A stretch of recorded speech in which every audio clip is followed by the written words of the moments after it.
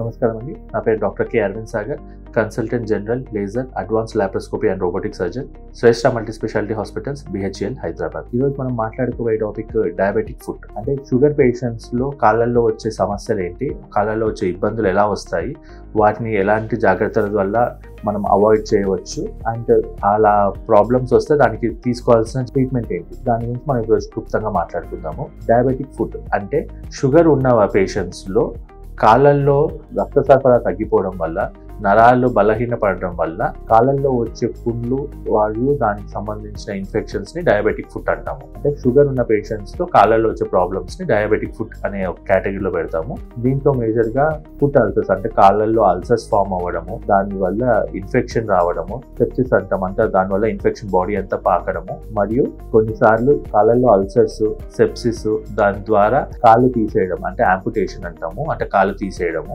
ఈ కండిషన్స్ అన్ని కూడా మనం డయాబెటిక్ ఫుడ్ లో ఉంటాయి.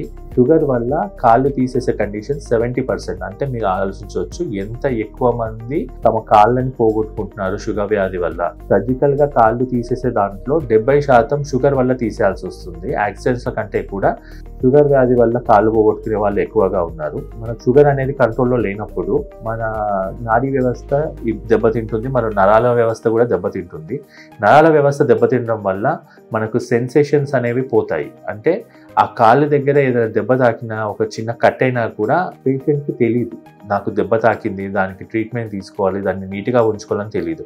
ఆ దెబ్బ తాకిన దాంతో వాళ్ళు డే టు డే యాక్టివిటీస్ అన్ని చేయడం వల్ల దాంట్లో క్రిములు చేరి ఇన్ఫెక్షన్ అయ్యి ఒక పుండులా మారినా కూడా వాళ్ళకు దాంట్లో సెన్సేషన్స్ కానీ నొప్పి కానీ ఉండవు, ఎందుకంటే ఆల్రెడీ నరాల వ్యవస్థ దెబ్బతింది కాబట్టి. ఇంకొంతమందిలో రక్త సరఫరా దెబ్బతింటుంది షుగర్ వల్ల. దానివల్ల అక్కడ రక్తం అనేది సరిగ్గా లేకపోవడం వల్ల ఇష్కీమియా అంటాం. ఆ ఇష్కీమియా అనేది డెవలప్ అయ్యి రక్తం లేకపోవడం వల్ల చచ్చిపోయి అది కూడా అల్సర్స్ లా ఫామ్ అయిపోతాయి. లాస్ట్కి అది తీసేయాల్సిన పరిస్థితి ఏర్పడుతుంది. ఈ నాడీ వ్యవస్థ కొన్నిసార్లు సెన్సరీ, అంటే మనిషికి దెబ్బ తాకింది తాకని తెలియలేకుండా చేస్తుంది. కొన్నిసార్లు అక్కడ ఉన్న మజిల్స్ ని కూడా అది కంట్రోల్ చేయలేక క్లా ఫుట్ అంటాం, అంటే ఫుట్ షేప్ అనేది మారిపోతుంది.